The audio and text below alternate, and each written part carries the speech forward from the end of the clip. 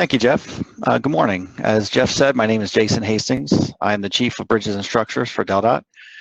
I've had the pleasure of working with many of you on several projects recently, such as the Lewis Draw Bridge, the Lewis Railroad Swing Bridge, the development of the Byway Master Plan. I look forward to working with all of you on this project. Today, we are presenting information on the project to replace Bridge 3-714, which carries new road over Canary Creek. The bridge is in fair condition, meaning that it is structurally sound, but was identified as needing rehabilitation or replacement. New road has a history of nuisance flooding, so we are taking a holistic approach as we develop the scope to this project. Our plan is to replace the bridge and to raise the roadway to greatly reduce the frequency of flooding events. It should be noted that, as with all transportation projects, we must balance the goals, purpose, and need of the project with many factors, including cost, environmental impacts, right-of-way impacts, feasibility, and many more. We have considered sea level rise in our investigation. However, accounting for the estimated 3 to 5 feet of rise over the next 100 years, which is the expected lifespan of the replacement bridge, would require the roadway to be raised to an elevation that would not be feasible. With me today are Scott Walls, DelDOT's project manager, and the team from Whitman Record & Associates, our design consultant. They will present more detailed information about what they have analyzed and the recommended path forward. On the next slide, we have DelDOT's mission statement, which is excellence in transportation. Every trip, every mode, every dollar, everyone. We filter every project decision through this lens to ensure our project exhibits excellence in transportation. Please keep this mission statement in mind as you receive the information from the design team on their analysis and recommended path forward. At this time, I will turn it over to Scott Walls, DelDOT's project manager. Thank you. As Jason mentioned, this is Scott Walls from Bridge Design section here at the Department of Transportation. I'm the project manager for the replacement of Bridge 3-714, and I'll be the main point of contact as we move forward. We originally intended to hold this workshop in person at the end of March, but due to COVID-19 restrictions, it was necessary to postpone. We initially anticipated a rather short return to in-person workshops, but as the uncertainty around gathering again continued to grow, we decided to present today's information virtually. Our plan for this morning, as Jeff has mentioned, is to present over the next 30 minutes or so, followed by a live Q&A session. Let's take a deeper look into today's agenda. We'll start with the purpose of this informational meeting and talk briefly about what we're looking for from you as an attendee. I'll then turn it over to our design team where we'll progress to the project's location and its existing conditions, both from the perspective of the bridge, but also the characteristics of New Road and Canary Creek. That framework will bring us to our project goals, and we'll identify elements that we're aiming to improve with the implementation of this project. Of course, in order to replace this existing bridge and assess how to address our project goals, it's crucial to understand the interaction between New Road, the bridge, and Canary Creek. So we'll explore the complex hydraulic analysis that WRA has performed to model that interaction. In our discussion, we'll explain what elements led to the selection of the proposed design and what impact the proposed design has on local flooding.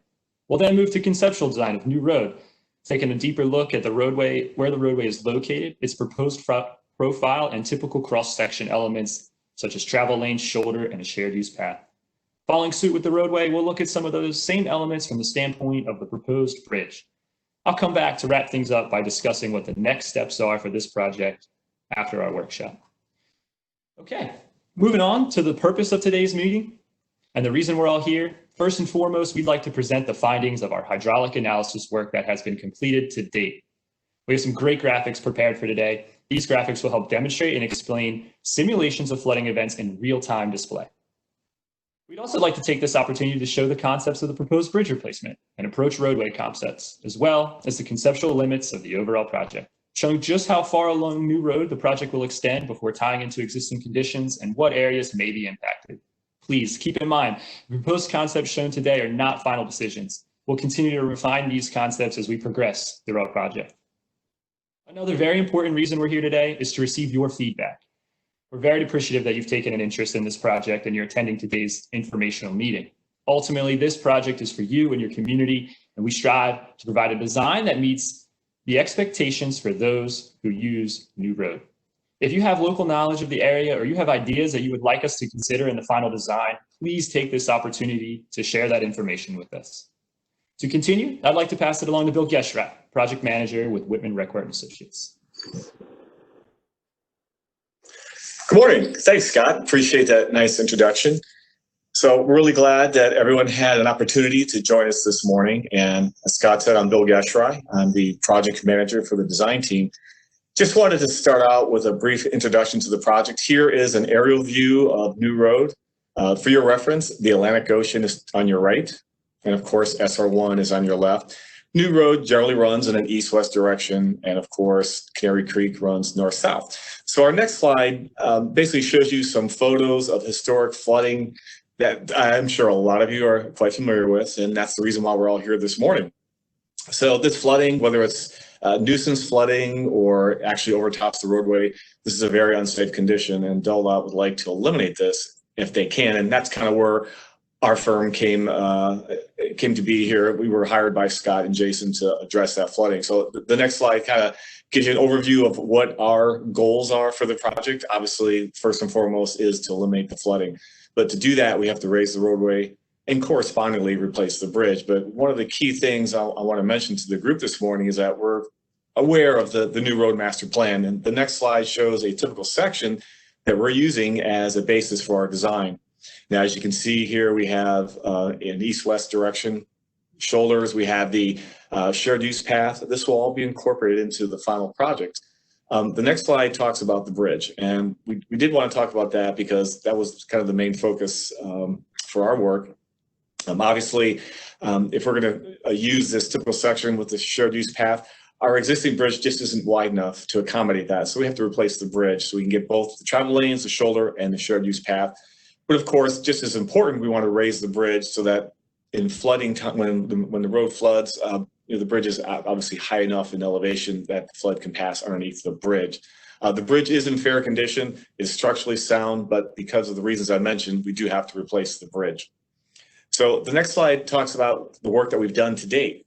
We've completed a very detailed, comprehensive hydraulic analysis, and in a minute, Diane of my team is going to walk you through the steps that she's taken to understand the flooding in this area.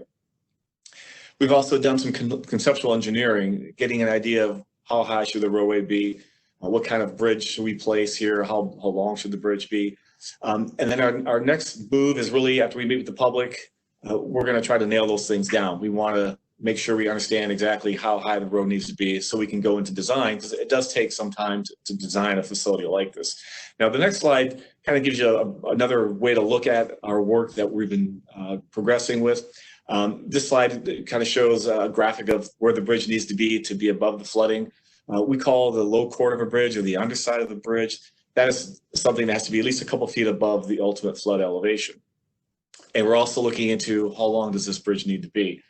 The existing bridge is a single span. We might be able to go with a single span in this new project. It might have to be 2-span or 3-span, but we're not anticipating a very long bridge.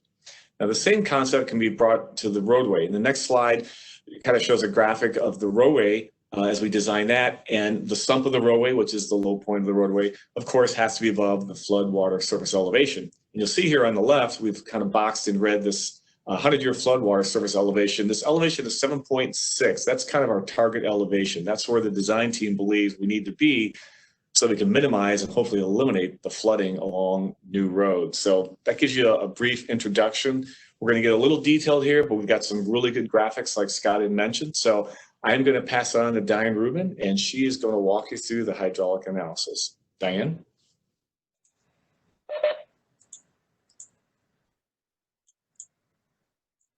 Thanks, Bill. I'm Diane Rubin, the Water Resources Engineer on this project.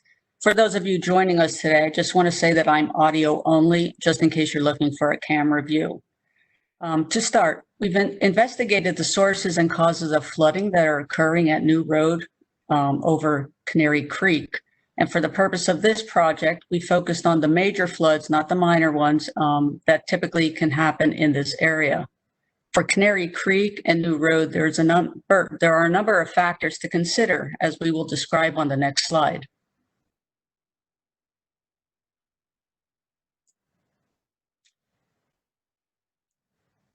We understand that the flooding, the coastal storms in the area are of most concern for the people in the Lewis area. New Road typically floods because it is a low-lying road and the bridge has very little clearance above the creek. Because Canary Creek empties into the Delaware Bay, it is naturally affected by the tidal fluctuations on a daily basis and during the coastal storms. Other factors that contribute to the flooding are those storms that are off the coast and the winds that are associated with some of those storms. Typically, it creates storm surges that result in higher tides and increase the volume of flow coming upstream towards New Road. We have determined that rainfall over the land itself does not have a significant effect on the flooding. And when you combine that overland precipitation and the flows coming from that rainfall with any of the coastal storms, it still is insignificant. So we consider that the tidal storms are the dominant forces affecting the flooding along New Road and Canary Creek. We were fortunate enough to have tidal data from the NOAA Lewis Gauge Station with real-time data to be able to develop the tidal hydrology as input into the hydraulic model. Moving on to the next slide, we can get into the hydraulic model. The hydraulic analysis here involves a simulation, observing the floodwaters and how they would typically behave along the creek and how the road and the bridge impact those flows. To be clear, the tidal hydrology that I mentioned previously is a critical piece of that hydraulic model.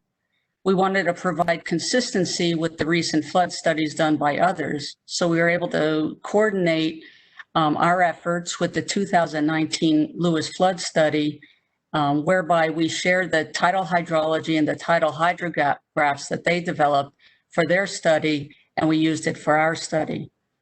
For Canary Creek and New Road, we developed two hydraulic models, one for existing conditions and one for concept design. We also developed a few different models using different storm types, different roadway profiles, and different bridge sizes. But the one we settled on, the configuration being presented here, is a feasible option that can address those project goals that were previously stated. The concept design then includes the larger bridge opening and a higher roadway in order to pass that 100-year tidal flood without overtopping New Road. The next slide shows some details of the existing bridge. Just to point out, we focused on New Road and Canary Creek and not necessarily the surrounding developments, whether they're new or established. This is a DelDOT project, so those are the areas that we focus on. So the crossing for existing conditions are defined in the bullets there. And as you can see, the roadway is very shallow and the roadway is low. The image on the right provides a viewpoint if you're in a boat sitting in the channel of Canary Creek looking downstream. You can see that there's very little clearance under the bridge. And should the channel flooding exceed the channel banks, you can see it naturally would flow over the roadway. In addition to these critical details of the crossing, we had to gather additional data for the surrounding areas, piecing them together to develop a comprehensive terrain of the landscape and include areas of tidal influence. With all of that modeling, it was rather complex. We were able to put all that together, and we can demonstrate on the next slide a video of the hydraulic conditions under existing conditions. Just to orient yourself before we start, the yellow line defines the existing New Road, and the existing bridge is located where the blue lines and the yellow lines intersect. The blue area defines the channel of the Canary Creek before the storm surge. To the left is downstream, and to the right is upstream. The video will can be run now. So just note that the video will be running at an accelerated pace. Typically, it would be occurring much more slowly with the ebb and flow of the tidal cycle, working its way downstream to upstream.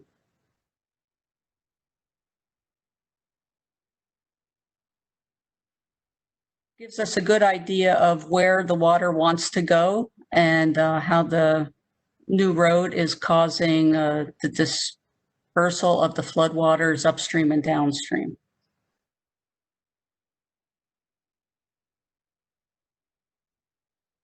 The graphic on the next slide captures a moment from that video showing if you want a little more detail in a static view of the maximum outer boundary. So everything in between those blue lines would be flooded, and that includes New Road as we would expect it to be overtopped. The next slide describes some of the details of the hydraulic analysis of our working design. 4 major changes have been modeled. We raised the bridge to allow the 100-year tidal flow to pass under without hitting the underside of the bridge. We raised the roadway and the shoulder to be at or above the 100-year flood elevation of 7.6 feet. This shifts the low point of New Road away from Canary Creek. Bridge opening was also widened, and the channel and the some of the out-of-bank flow can pass under the bridge. Again, the image on the right provides a viewpoint looking from upstream to downstream. Obviously, there's much more clearance under the bridge, and there's an additional cell to allow floodwaters to pass through the underside of the bridge. The next slide is a video of the new hydraulic model with that condition. Again, the orientations and features are the same as before. The video can be started. The 2-span bridge is at the intersection of the yellow and blue lines. If you pay attention to New Road, you will see that we were able to accomplish one of our goals of avoiding overtopping of New Road. The bridge itself controls the floodwaters receding after the flood. The next slide is a screen capture that shows, again, the maximum outer boundary of potential flooding for that 100-year storm event. And this design demonstrates that we can find something that does not allow overtopping of New Road.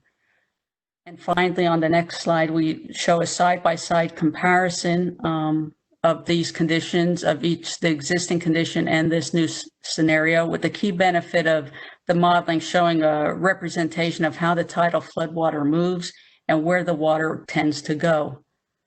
The big takeaway is that we can conclude from these models, our conclusion on the next slide, this is critical, that the elevation of the roadway and the adjacent floodplain areas are key to the ability to control flooding along New Road. And adding more bridge spans does not provide the means to reduce any flooding in lieu of raising the road. I thank you for listening to the H&H here, and I pass it on to Valerie, who is our roadway designer. Thank you, Diane. I am Valerie Kowalski with the WRA team, and I focused on the highway design elements for the concept development.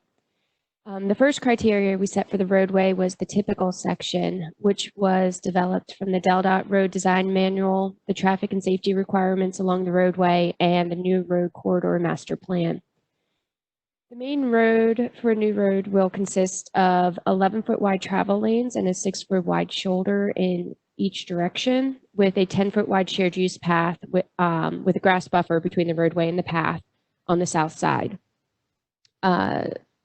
It's a standard 4-to-1 side slope currently modeled. As we continue to move through the design process, the slope grading and any potential retaining walls or curbs will be evaluated as needed to minimize impacts. The next slide displays the typical section elements I just described. As you can see, the roadway will be widened to include the shoulder and the trail along the south side. Vegetation is currently shown in the buffer between the road and the trail. This will also be defined further as we determine the roadway and the drainage requirements needed. The next slide. The road design was broken out into 3 sections, typically determined by the grass buffer width, which was controlled by the surrounding features. The first roadway section spans from Schaefer Lane to the bridge. As you can see, we are coordinating with the proposed Lewis waterfront preservation development, and we're showing right now the trail along the south side, but we will actually tie into the proposed bike trail that they are working on as part of their development. And we will carry that across to the bridge and tie into the shared use path across the bridge. On the next slide, it shows the second section that we are looking at, which is from the bridge to Forecastle Lane. This section of the roadway included the existing roadway sump, as Diane had mentioned, and required the profile adjustment to prevent the flooding in this area. The buffer area in this section will be smaller than the one in the previous section, probably around 10 feet, to reduce the grading into the surrounding wetlands. And the final section on the next slide shows from Forecastle Lane to Captain's Circle. This area is really just to tie in the profile from the bridge to the existing ground, as well as carry the trail through Captain's Circle. The buffer area will be minimized in this section so that it reduces impacts into the backyards of the surrounding development. On the next slide, this project prioritized the profile correction. Obviously, we originally focused on the bridge. As Diane worked through her hydraulics, we quickly saw that the bridge was not the only area of flooding, and so we extended our vision to look at the entire roadway segment and identified that the profile actually needed to be raised along the entire road sections that I just outlined from a minimum of 2.7 feet to 7.6 feet. This allowed for the road not to flood, as Diane showed in her hydraulics. I would note that all of the design criteria was set to maintain a 45-mile-per-hour design speed along the roadway. Next slide. So this next slide is a graphic of the proposed profile. Generally, the orangish color is the existing road, and the purple shows how much we will raise it to prevent the flooding. This is the 100-year flood criteria that was set. Generally, we aim to tie back into the existing around Creekside Drive and then raise the bridge, add and the existing sump currently located at Forecastle Lane, and tie back into the existing road around Park Road. Next, I'll pass this off to John Paul to discuss the bridge. Thanks, Val. As Jason alluded to in his opening remarks, the limited remaining service life of the existing timber bridge is one of the main reasons for this project, in addition to addressing the flooding issues. The bridge typical section will incorporate recommendations from the 2019 draft New Road Corridor Master Plan, which will include the 11-foot lane and a 6-foot shoulder in each direction to match the approach roadways that Val had discussed previously. In addition to the vehicular traffic, the bridge will carry the 10-foot wide shared use path along the south side of the bridge. By incorporating the shared use path as part of the bridge instead of an independent structure, we're able to reduce construction costs as well as long-term costs associated with maintenance and inspection. So on the next slide, we'll see the conceptual typical section we've developed for the bridge. So here you can see the configuration of the shared use path relative to the roadway. And based on master plan recommendations, we're proposing an open metal parapet instead of a traditional solid concrete parapet for improved views of the creek and surrounding area. Based on the hydraulic analysis Diane demonstrated, we've selected a bridge configuration with two 50-foot spans. Constructing a longer bridge than this would really just increase costs while not providing much additional hydraulic benefit to mitigate the flooding issues. So next, I'd like to go over the bridge criteria that steered our design choices.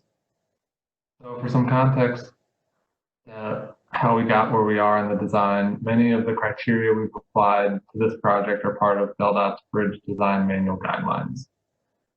In this situation, solid slab beams provide the shallowest beam depth in order for us to maximize the hydraulic opening as much as possible.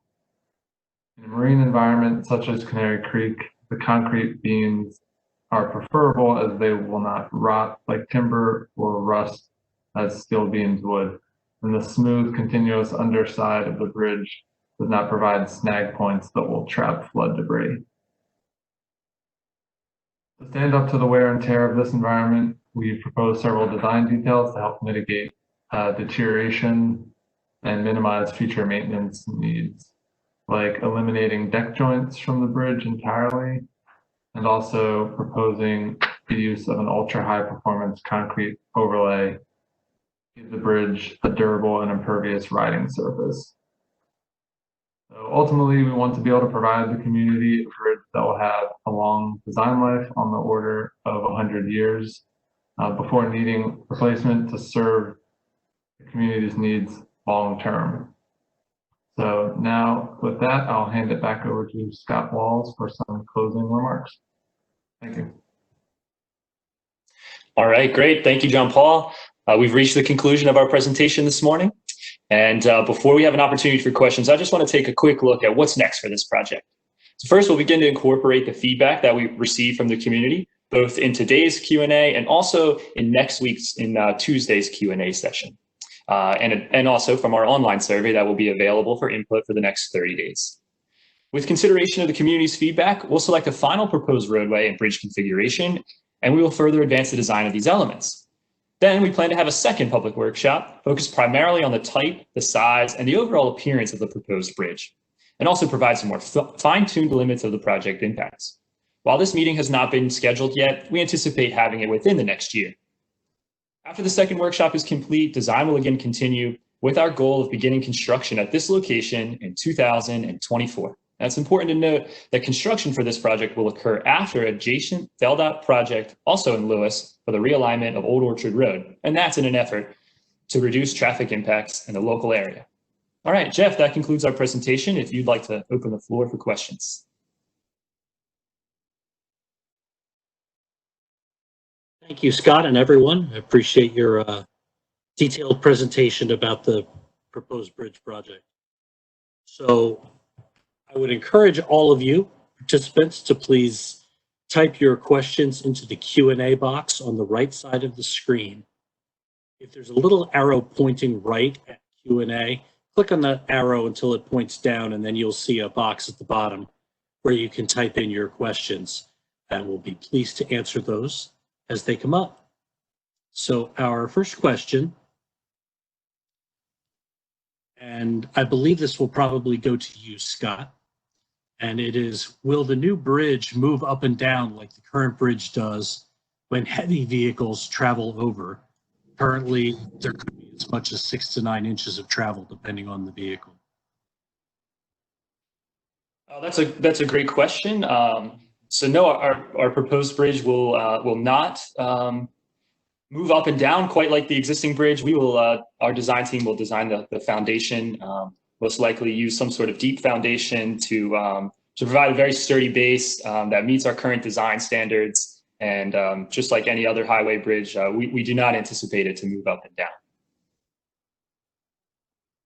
Thanks, Scott. I think that probably just highlights one of the reasons why the project is moving forward on the timeline that it is. Thank you. The next question is, what is the anticipated cost of the project and what types of impacts are expected to residents in the area? Sure. We're still in the preliminary stage, as we mentioned, but this time we anticipate about a $7 million cost to replace the bridge and raise new road. Of course, as our design continues to be refined, our cost estimate will also be refined. For the second part of that, how will it impact our residents? Maybe in a few different ways, depending on how you use the road. We plan to use a detour, a full closure of the roadway during construction. So if you travel new road, you may be impacted by a detour, but we will post a proper way to get around new road to hopefully, limit your impact there. If you are a homeowner or a resident along New Road, in one of the areas that Valerie sort of highlighted in her aerial views, we are, making every effort we can to reduce your impacts as a property owner and a homeowner. And as design continues, we'll refine, just how much this roadway will impact those locations. So I just ask that you please stay tuned. Thanks, Scott. We are getting a couple additional questions about potential detour routes and timing. I know that it's probably too early to provide details, but do you have a rough sense for maybe how long the closure might take? Or is that something that we'll need to wait until we get further into final design? Yeah, that's truly something that we'll refine in design. If Bill Geschrei is available, he may be able to give a general estimate, but please keep in mind it would be preliminary at this time. Sure, Scott. Yeah, I can take that. I think we understand that this construction will create a little bit of,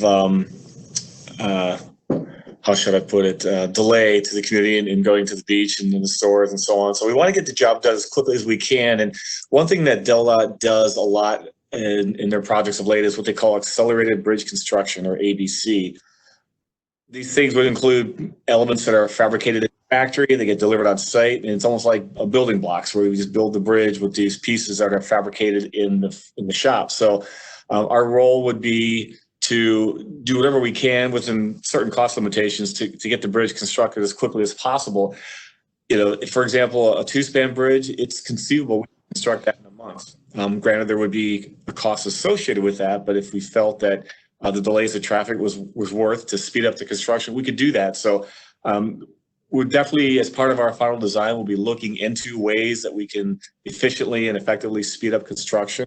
Obviously, we'd want to do the construction off-season, do it sometime during the winter when there's a little less traffic going to the beach and whatnot. So, but that's going to be a critical part of our design is to get the bridge constructed as quickly as we can and minimize the amount of time that traffic will be.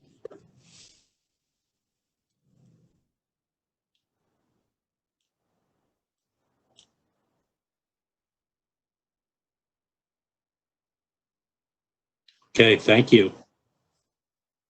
We do have a number of questions here related to traffic impacts during construction. As you heard from the previous responses, we have some general ideas now, but that is not yet specified. So it seems to me that there's a pretty clear message for the project team that as we come back out to the next workshop that Scott mentioned, it's very important for us to address that issue so that everyone's aware of what's happening.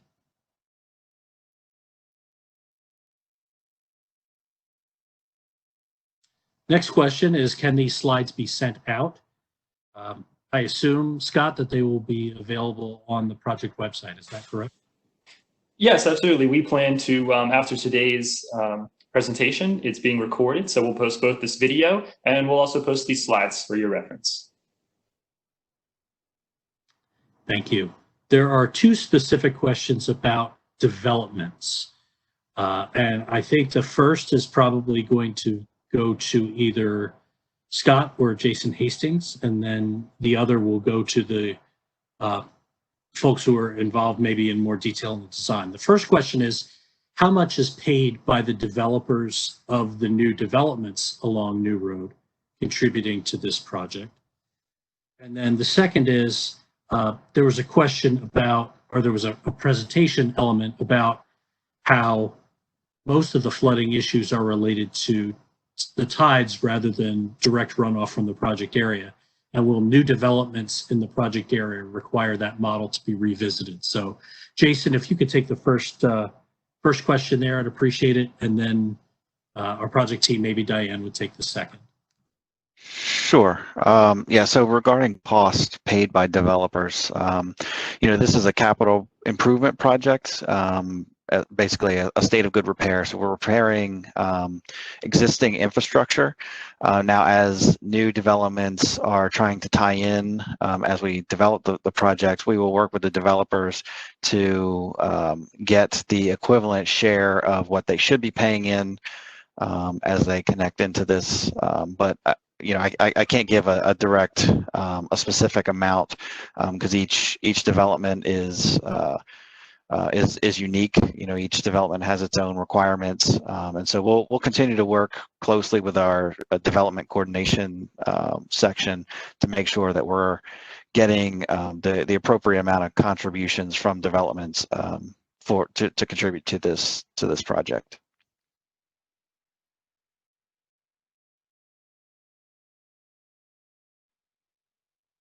Jeff, there was a second question. There was, and I think this is probably directed to Diane. And this is there are developments that are proposed and are being constructed along New Road. Is there a plan to revise the hydraulic model to account for the potential additional impervious surface associated with those new developments? Thanks, Jeff.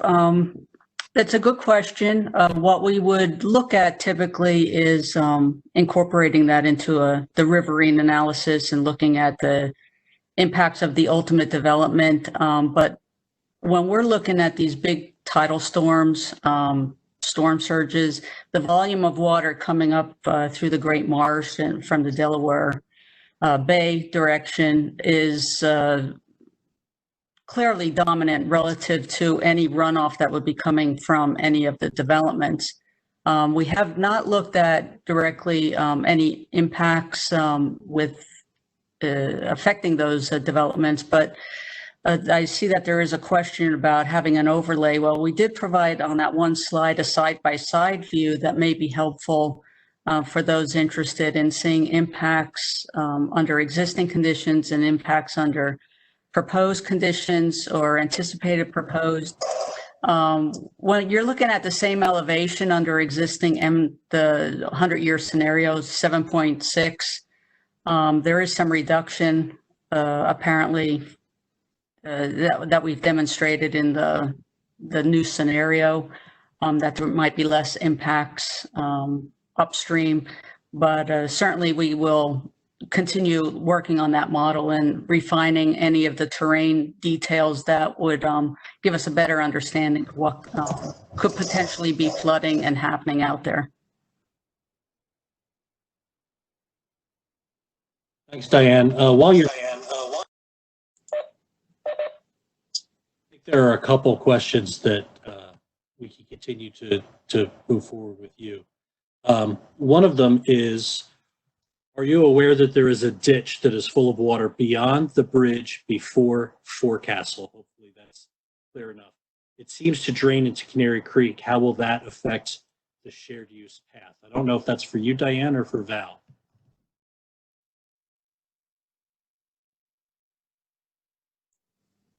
Is it possible to look at the profile that Val has on where is Forecastle Creek Road? Not sure where that is.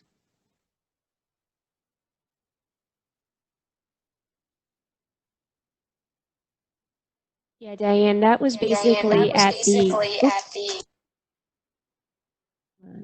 that was at the existing sump. And so we are shifting, we're raising that area.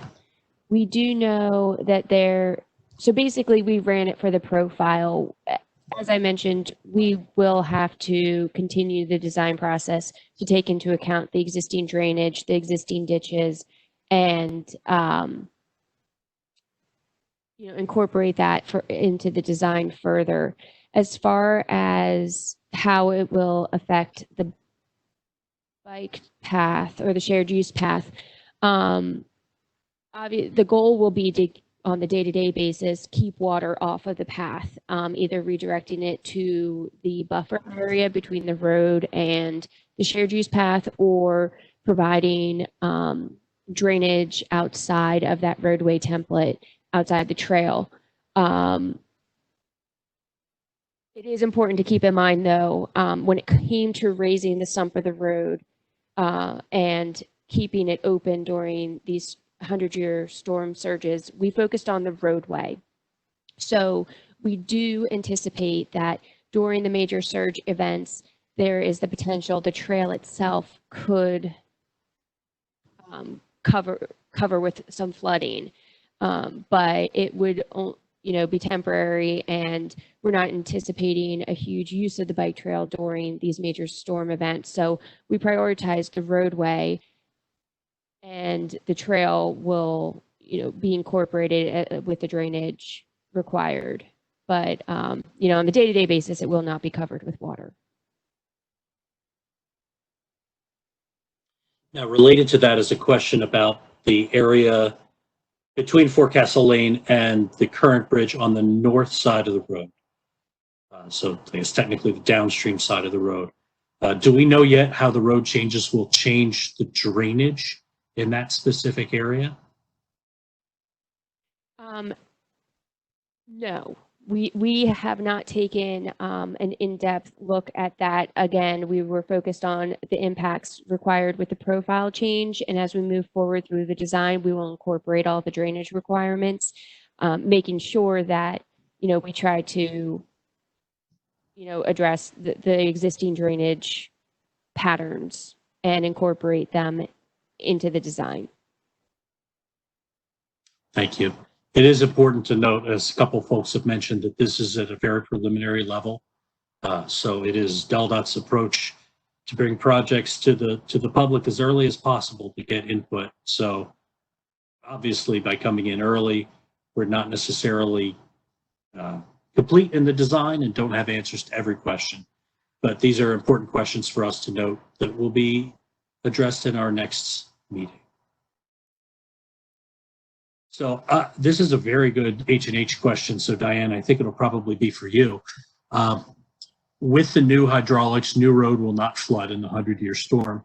But does this increase impacts anywhere else in the watershed?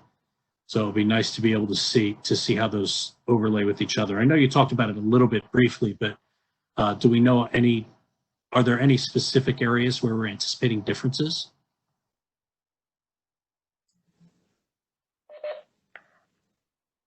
At the moment, no, we don't really. We see improvements versus adding, anything more. Obviously, we can account for the buildings and things like that, refining our model in that regard, giving additional elevation data. But because we're working with the same tidal elevation of 7.6 for existing and the 100-year proposed or the concept, you would expect that wherever that elevation is under existing conditions now, that elevation is most likely controlling where the water is going. So because we aren't impacting a lot of this area, we're only going along the typical section that Valerie had discussed. We would not anticipate creating additional adverse impacts to other properties because that is a constant. Great, thank you, Diane.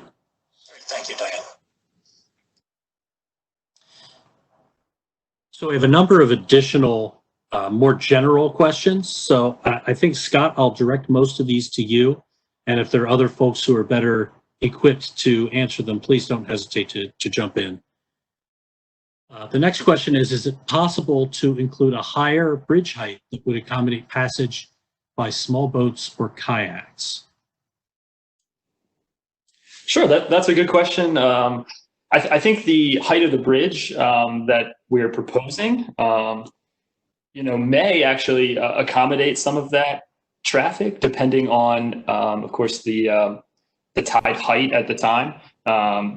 And so we can certainly, as we continue to continue our design, we can take a look at that and what availability there might be clearance-wise. But I suspect that we will not raise the road much higher beyond what we have available at the moment, because the higher we raise this road, the greater the impacts are going to be tying back into the existing roadway and all the adjacent properties that we have. So we'll try to find that balance, but we'll certainly look into it. Thanks, Scott. There's also a question about pedestrian access. Would it be possible to add a crosswalk somewhere along New Road to connect the new bike path to the existing Park Road bike trail? Currently, there's no way to get across the road. Yes, absolutely. And, part of our project is coordinating with local projects in the area, as we kind of mentioned, some of the development projects in the area and the new road master plan. And so there are designated crossings that have already been specified to connect to secondary portions of the trail. And so for our projects, we're going to focus mainly on building the trail to the south side of the roadway, but future projects will enable those crossings. Thank you. There are two questions, and we've talked a little bit about the fact that this is preliminary, but do we have since two people ask, I'll ask the question, do we have any sense whether there is going to be some level of right-of-way acquisition required for this project? Yes, we do anticipate some, just given the nature of the width of the road that we're proposing and the shared use path. Again, we hope to minimize that as much as possible. And as you mentioned, we don't have those impacts quite defined yet, but we are anticipating some. Thank you.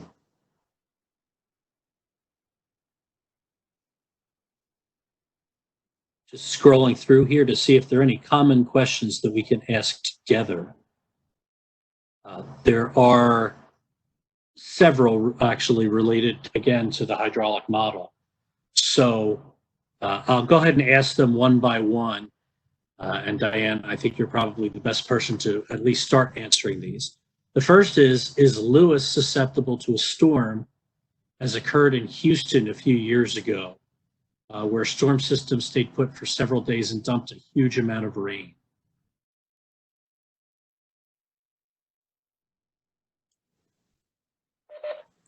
Well, I would think that we would look at, there was a big coastal storm back in the early 60s that caused tremendous amount of flooding. So obviously you have a lot of tributaries and waterways that become interconnected under large coastal storm events. So the short answer, without doing the full watershed study of the city of Lewis, I would say that yes, there is probably potential for that occurring. You have that canal that has a tremendous impact when it could be out of bank flooding. And certainly when flooding occurs, there is some interconnecting between the limits. So there is a potential for that happening. But Diane, that is we haven't done a study. We haven't. That is factored.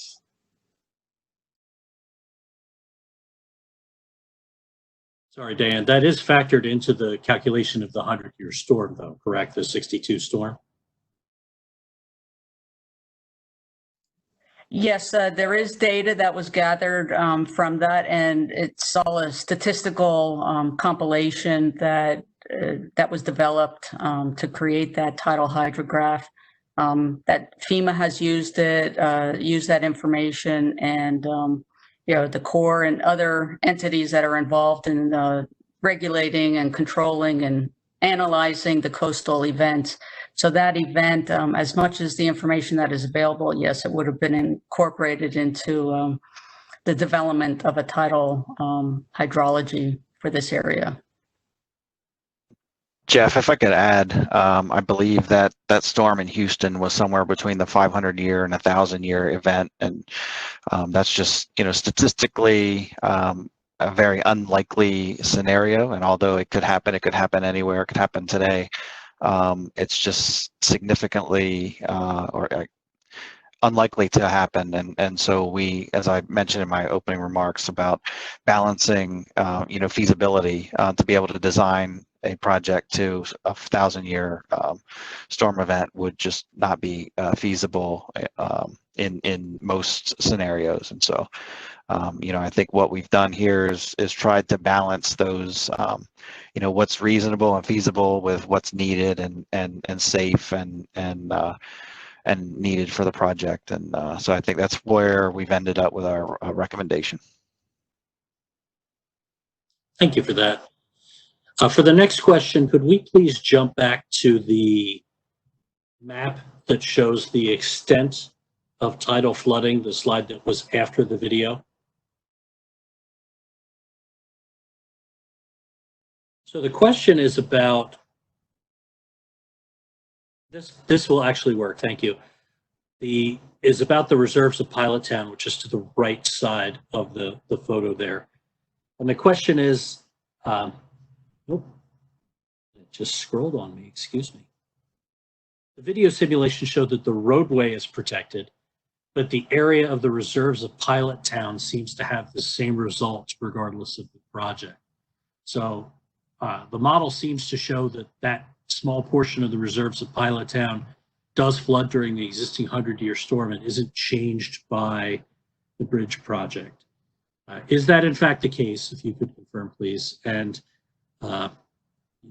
should the bridge project be addressing existing flooding in the neighborhood?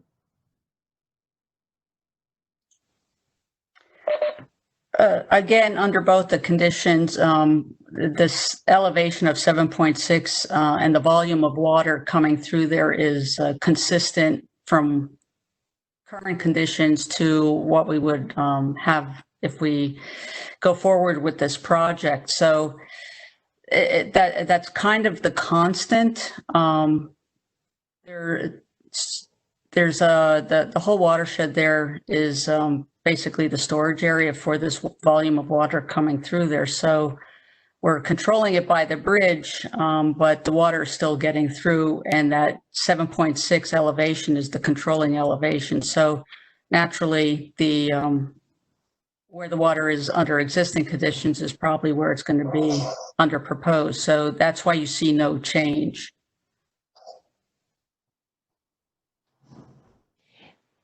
Just to add to that, Diane, so basically the areas that are flooding today are flooding because they are below that 7.6.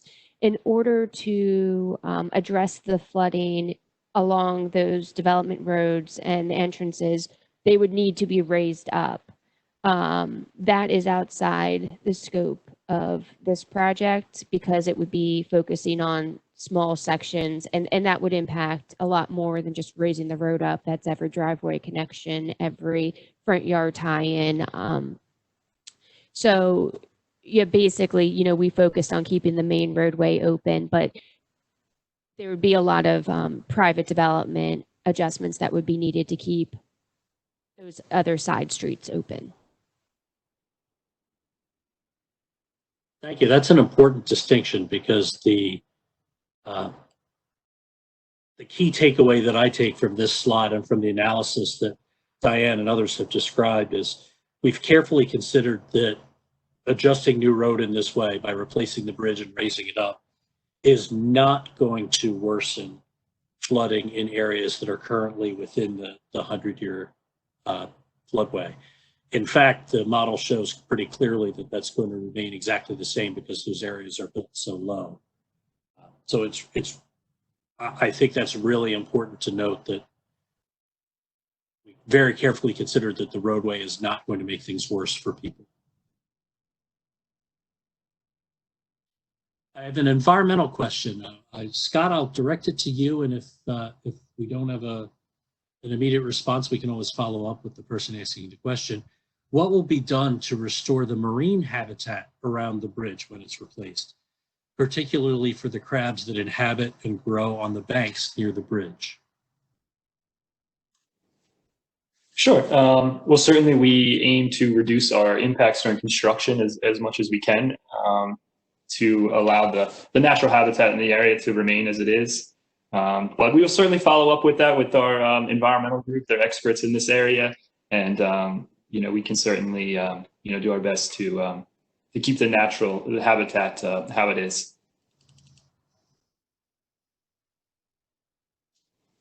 Thank you. And then I believe the final question that we have not yet gotten to is a general question about what are our plans to get public input in the COVID-19 environment. I can start with the response to that, and then if anyone else, maybe Jason Hastings, would like to chime in, that would be great. Currently, we don't have the opportunity to gather in public for public meetings. which is why DelDOT has rolled out very broadly a number of virtual public workshops. In this particular area, the 5 Points Transportation Study had a series of them. There was one for Cave Neck Road, which is just up Route 1. This workshop, which will be repeated next week, next Tuesday, the 30th, and a number of other projects as they proceed will continue to have virtual meetings. When we have in-person meetings again, and we don't know exactly when that's going to be, we've heard feedback from the public that it's beneficial to have virtual opportunities to respond in addition to those in-person meetings. I certainly look forward to the day that we can get back out and talk with all of you in person. But in the meantime, this has proven to be a pretty effective way of getting input from folks. And frankly, I think we have about as many participants here as we would expect in a physical public workshop for this type of project. And we do have an additional session coming up next week. So we've been thankfully enjoying very good participation from folks. Hopefully you find this to be a useful means to provide input, but we also look forward to the day when we can do these things in person again as well. Jason, is there anything that you would like to add to that? Jeff, I think you hit everything with that. One thing maybe just specifically for this project, we do have a survey that is currently on or will be on the website after this, and so you can use the survey link to provide information.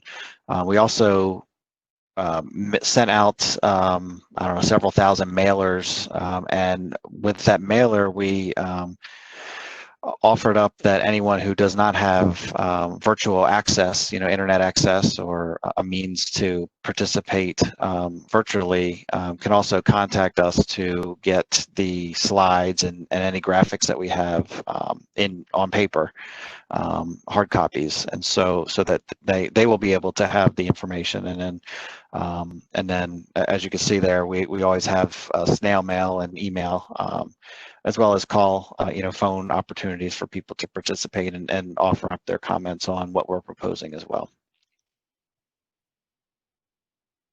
Thank you, Jason. So we have exhausted all of our questions at this point. I think we'll stick around for another 5 minutes or so till, let's say, till 11:35. If you have any further questions that you would like to ask of the project team, please go ahead and don't hesitate to pop those into the Q&A box there on the right side. So we'll go on mute for a moment, and if we get additional questions, I'll go ahead and direct those to the project team.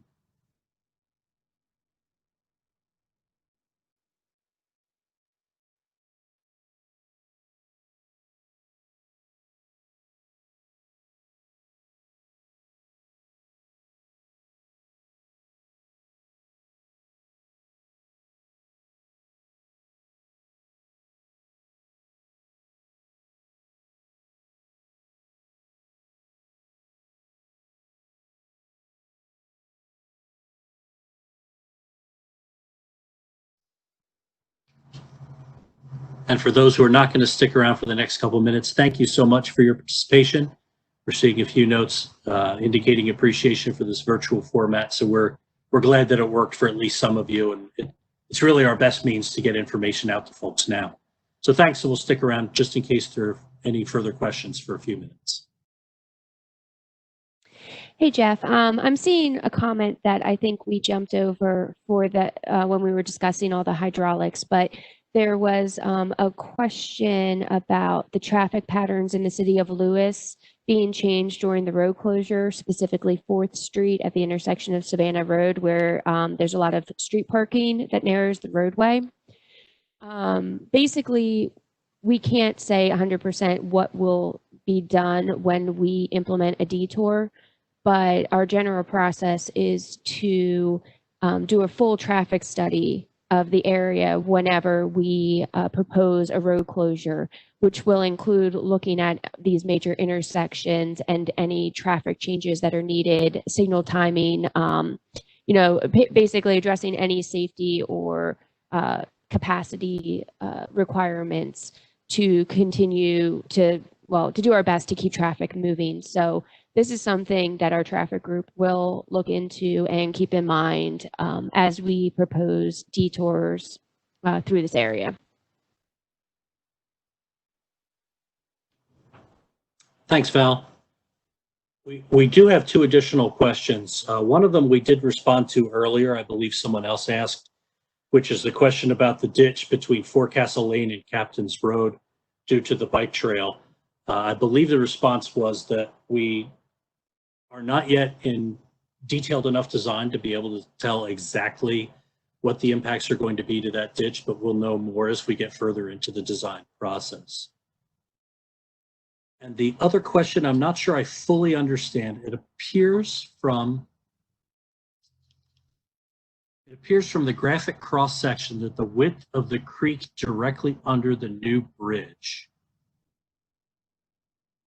That's all it says. That accurate. That's all it says. That accurate. Jeff, I can answer that. Yes, that graphic is a screen capture of the survey that we received. And the intent is not to impact the stream itself during the construction of the new bridge.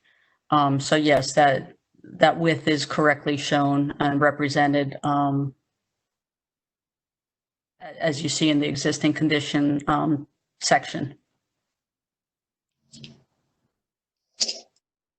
Great, thank you. And I see a follow-up in the comments on that the width of the creek doesn't change, and it does not. So thank you, Diane.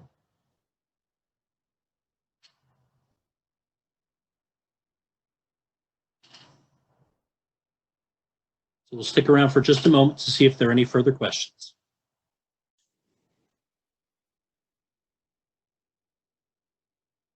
Hi, Jeff. This is Scott. I just noticed one question here that that the survey has not been posted to the website quite yet. We will work on that. It should populate here in the next day or so. And if you go to the website and you click on Stay Informed, the tab, it will there should be a link right there for the survey to be filled out. So just give us a day or so for that field to populate.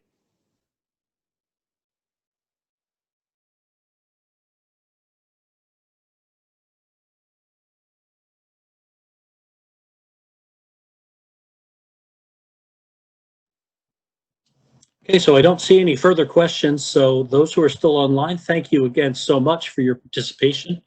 We're glad you found it useful. We certainly got some good questions and some things to think about as we proceed with the design. Again, just to wrap up, please visit the project website. As Scott mentioned, the survey link should be live very shortly.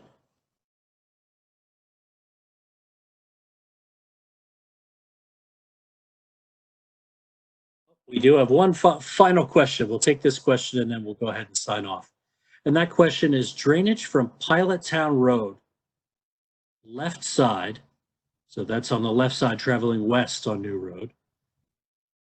Crosses New Road at the church to the right side to Forecastle and accumulates on road. Will the additional elevation create additional flooding in an already poor drainage situation?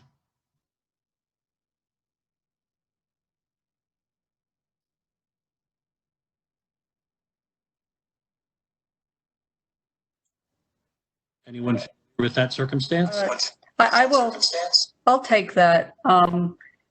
We really appreciate these kinds of comments that we don't know, other issues out there, and I appreciate drawing attention to that.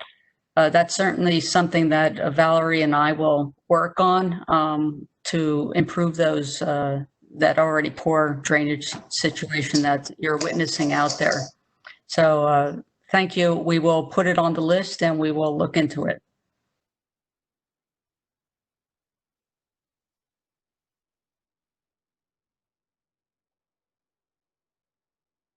Thanks, Diane. And since I don't see any further questions, thanks again. We'll wrap up today's presentation and hope you enjoy your day.